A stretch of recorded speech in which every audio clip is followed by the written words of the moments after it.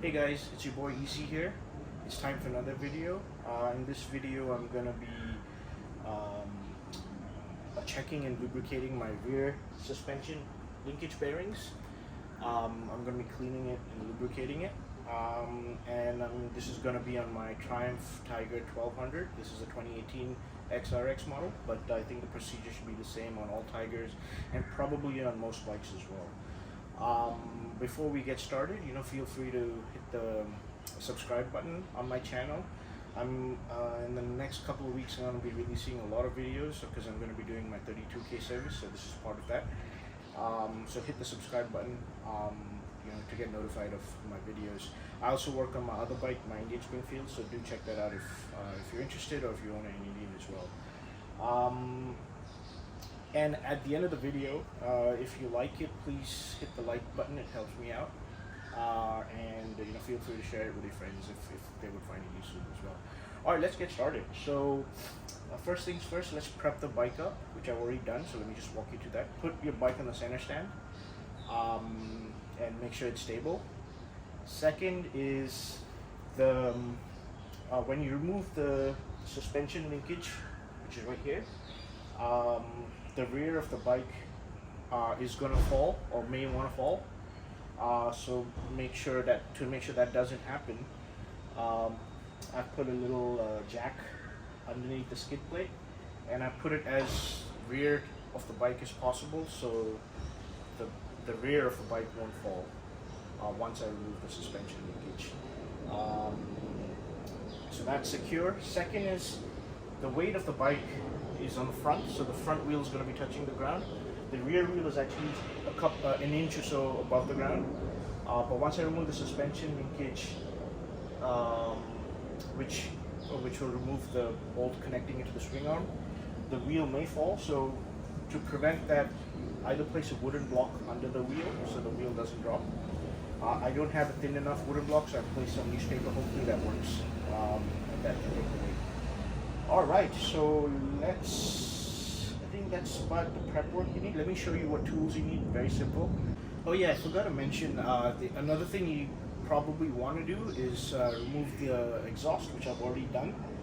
It makes getting access to the bolts for the suspension linkage a lot easier. So I've already done that, and I've created a video. I'll put a link in the description so you can check out how to remove the exhaust and install it back again at the end. It's very simple. And that's the final thing, final prep work you need to do. So let's get back to the tools now. Okay, so you're gonna need a 17 millimeter wrench. You're gonna need a 16 millimeter socket. I've got both sizes, a long one and a short one. You're gonna need a nice big socket wrench to crack loose the bolts. I've got a torque wrench as well to torque up the bolts at the end. I've got a degreaser here to clean up the suspension linkage, which I've taken it.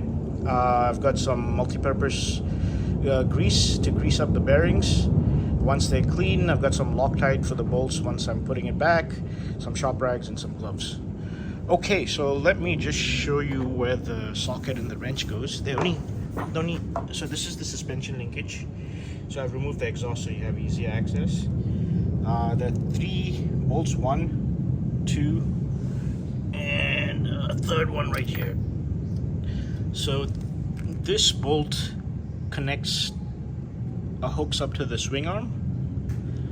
This one hooks up to the rear shock, the bottom of the rear shock, and this bolt hooks up to the frame. All 3 I think are the same size, 16 millimeter socket, so that's where it goes. And then there's a nut on the other side, so let me just move that. That's what you're going to need the 17 mm wrench for. So move to the other side, and you can see the 3 nuts, 1, 2, and 3, and then the 17 mm socket should fit nicely. So we're going to want to crack open all these.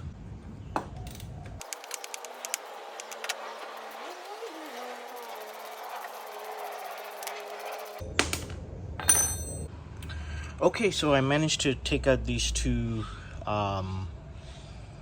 bolts, and then the links fall out with it. So I've got it here. I think they are identical, the nuts and then the long bolts along with the drag links, or drop links, I forgot what they call it. But this is the one connecting the swing arm to the bottom of the rear shock. There's one more link here, which I'm gonna have to undo this bolt and the nut from the other side. However, to get access to this bolt is a little difficult because of this sensor here. This is the preload sensor. The Triumph Tiger 1200s have an automatic preload, and that's a sensor for it. So that's getting in the way. So there'll probably be a few ways to do this, but the easiest way I can think of is to use a nice long extension with my 16mm socket and push it from here and into which should engage with this nut, with this bolt here. This metal plate that's holding the foot peg is getting in the way, so I'm gonna remove this. It's quite easy to do. I'm gonna have to remove this heel guard as well. So there are two fasteners holding the heel guard in place. I've already loosened it as you can tell. So these are T30 Torx bits. Again, there are two fasteners, one hidden behind this and one here. And these are T40 Torx bits. So let me go ahead and remove this heel guard as well as this right plate.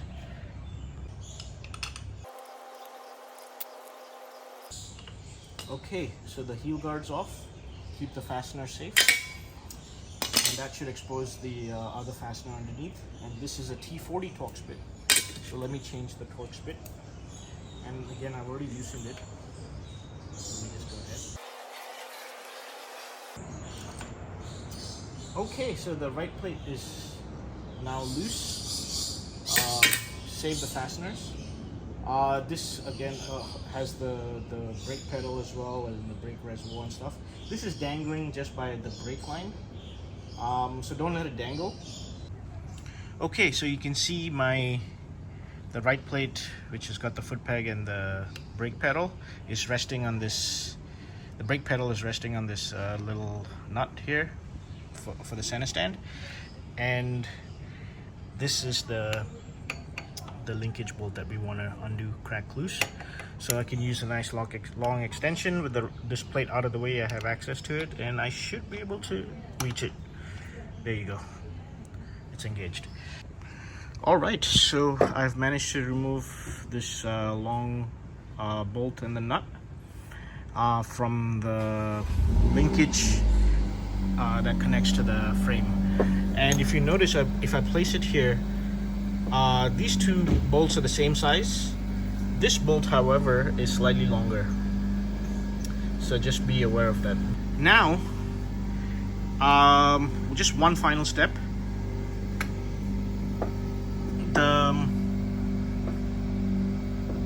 The swing arm has a little sleeve. So we want to take out that sleeve to expose the bearings. So we want to lubricate those, check those bearings and lubricate it.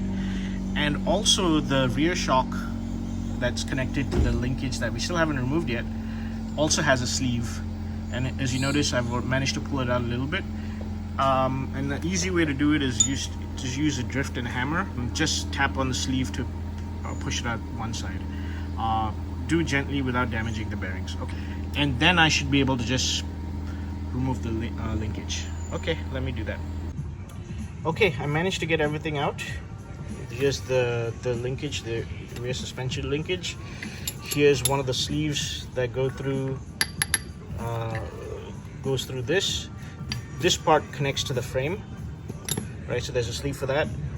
There's a sleeve for this part, which goes through both these holes, and then the rear shock. The rear shock as well. So there's another sleeve for that. And then the final sleeve is for the swing arm. So this goes through there. I've got my 3 sleeves, everything, and I've also gone ahead and cleaned everything up with a degreaser. And Then do a visual inspection of all the bearings. So there are 2 bearings here, one here, another 2 here, one here, one here. So I already did a visual inspection. This looks great. I've also checked it. So the way to check it is to stick your finger in and try to rotate it. You should feel a little resistant, but it should rotate smoothly without any like noticeable clicks or notches. It should rotate smoothly. So go ahead and check all the bearings. I've already checked mine, so this is fine. And mine did have a little bit of grease in all the bearings, so it was not in a bad shape, but definitely after cleaning it could definitely use a nice fresh coating of grease. So this is fine. I also went ahead and checked my swing arm bearings. These are fine. I cleaned them as well. These are fine. Luckily I did this. So when I was checking my rear shock bearings and cleaning them, it is completely busted. So when I was cleaning them and checking them, all the needles were falling out. So that sucks. But it's good that I'm doing this procedure. And it shows the importance of, you know, checking all your bearings and lubricating them from time to time. So this is, lubricating bearings is recommended every 32,000 kilometers or every 20,000 miles. But you should, yeah, so definitely, and it's an often ignored procedure. So definitely, I think from time to time, check your bearings and replace them if necessary. So I'm gonna have to replace my rear shock bearing. Okay, so there's a little rubber seal, I think on both sides. Definitely on this side, you can see it here. So to get that out carefully, get a flathead screwdriver or a pick or something, and then wedge it between the bearing and on the inside of the rubber seal, and pull out. Sorry, you can't get it. Pull it out.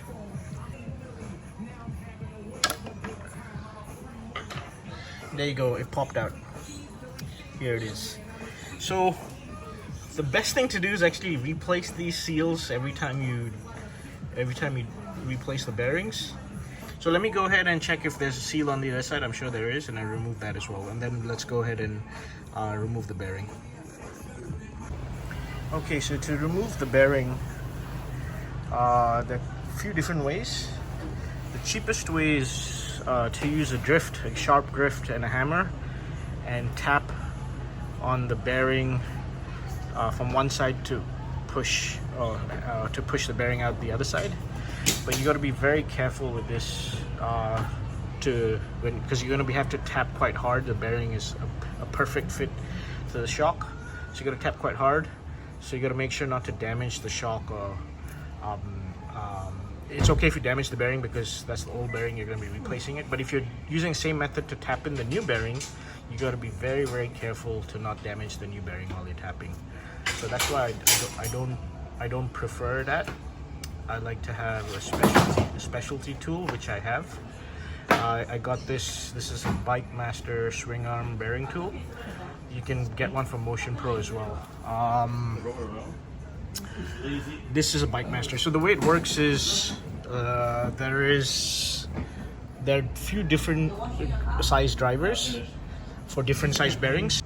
So yeah, the Bike Master tool comes with 3 different size drivers. I got 2 in my hand here, and then one I've already installed here. So this driver, you got to find the right size driver that'll fit inside the shock or the swing arm, but this part engages the outer ring of the bearing. So this will push against the bearing from just the outside without affecting the needles. And essentially it's just a threaded rod. So you got the driver here, a washer here, and a nut, which I've got a wrench here, and then on the other side is just another washer and another nut. So essentially what you're doing is you're threading in the nuts into the threaded part, so it's basically pushing it in. So you're pushing the driver in to the shock, which will in turn push the bearing out. So this way you're not gonna damage the bearing or damage the shock by using a hammer and a drift to tap quite hard. So let me go ahead. Again, I'm not going to show you this process. There's plenty of videos on YouTube that show you how to use these tools to remove bearings and install bearings. So let me go ahead and remove this first. Okay, so I got the old bearing out, and here's a tip. If you're finding it really difficult to get the bearing out because it's too tight, very carefully use a propane torch to heat up just the shock, the outside, so the shock will expand slightly, and that will make the removal of the bearing easier. Then I went ahead and used the degreaser to clean this properly, and now it's time to put the new bearing. So here it is. So here's the old bearing, one of the old seals. There are two of them. I got a new bearing here and new seals. So the easy way to do it, if you can go to any bearing shop, and if you just tell them the size, they'll give it to you, or you could just take the old bearing and seals, and they'll just match it. It's quite cheap if you just go to a bearing shop. If you buy it from Triumph, it's going to be expensive.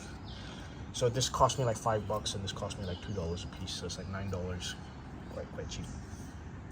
Okay, so now let me go ahead and take a little multi-purpose grease, and then just grease this up a little bit so the bearings are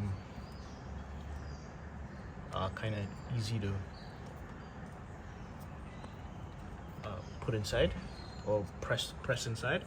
And then also I'm going to put a little grease on the outer part of the bearing first before I push it inside. I'm not going to video this again. As I said, there are many videos on YouTube that show you how to use the bearing tool to press bearings inside, so just refer to that.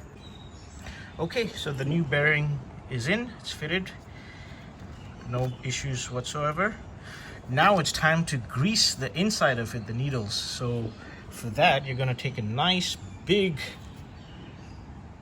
dollop of grease and really get inside and push the grease into the needles. So don't just apply it superficially, but really push the grease into the needles. So I don't know if I can film it, but really push it in. So make sure the grease is going into the spaces between the needles. And it's okay if it's spilling, we can clean it up after, but really push it in. Okay, with the bearings nicely greased, what I did was I took my new rubber seals and I greased them up nicely as well on both sides of the seal, and then I pressed it in. You can press it in by hand. It should be a tight fit, but you can press it in by hand. Make sure it's fully seated, so on this side as well as on the other side. So my new seals are in, greased up. Then I also went ahead and my existing old bearings, which I didn't need to change, which I already cleaned, I greased them up nicely as well in the same manner, and I greased up the seals as well. So all the old bearings, the two on the swing arm, and then the 4 on the linkage, so all greased up nicely. Next, take one of your sleeves, metal sleeves, grease that up as well on the outside, and then insert it into the swing arm.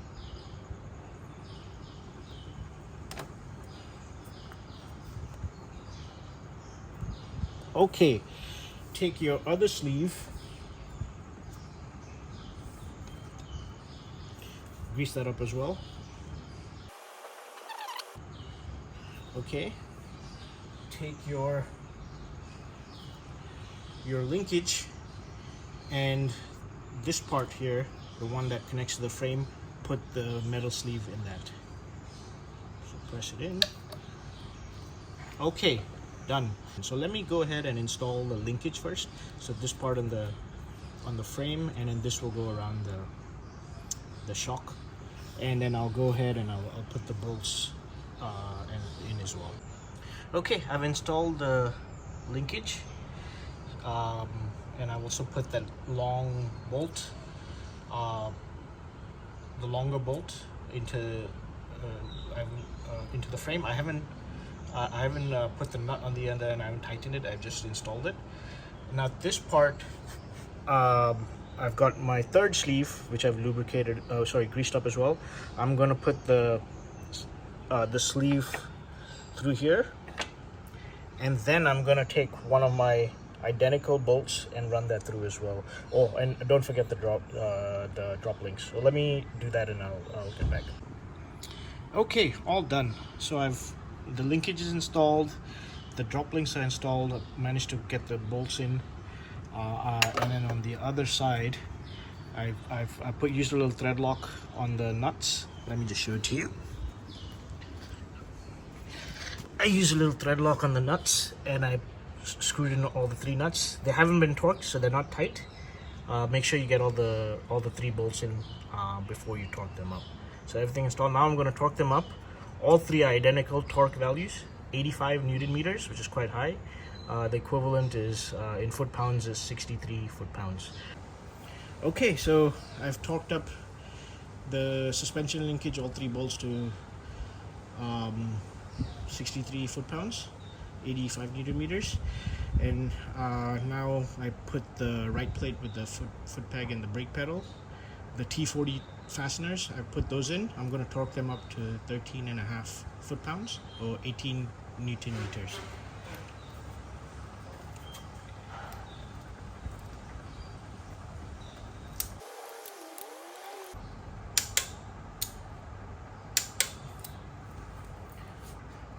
Okay, next, take your heel guard and your 2 smaller fasteners, your T30 fasteners, and torque those into 7 Newton meters, I believe.